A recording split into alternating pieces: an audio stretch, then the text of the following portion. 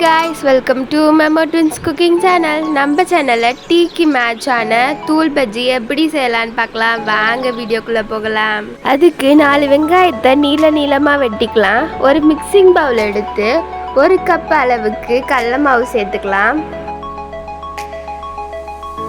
1/2 cup அளவுக்கு அரிசி மாவு எடுத்துக்கலாம்.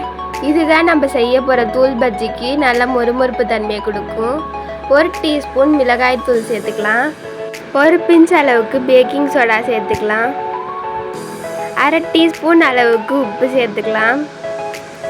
இடித்து வச்ச பூண்டு சேர்த்துக்கலாம். தேவையான அளவுக்கு கேசரி பவுடர் சேர்த்துக்கலாம்.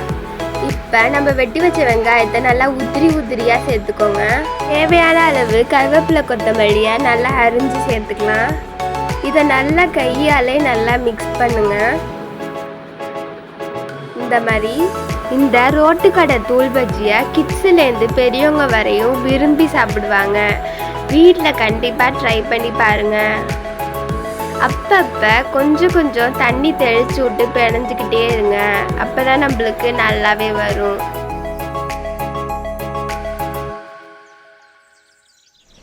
இந்த பதத்துக்கு வர வரையும் நல்லாவே பிசைஞ்சு எடுத்துக்கோங்க.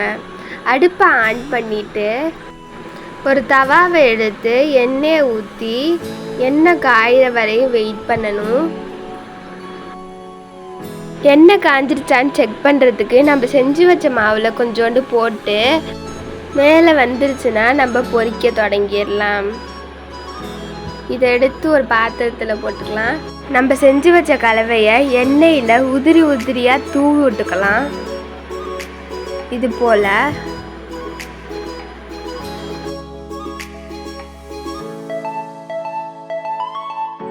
எண்ணெயோட சடசடப்பு நின்னோடனே தூள் பஜ்ஜியை திருப்பி போட்டுக்கலாம். இது போல்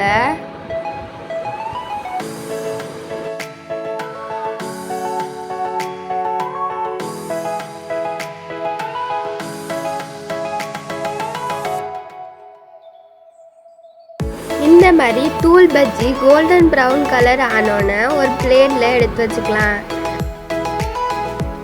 அட்டகாசமான தூள் பஜ்ஜி ரெடி ஆயிடுச்சு. நம்ம சேனல்ல அடுத்தடுத்து சூப்பரான வீடியோ வரும்.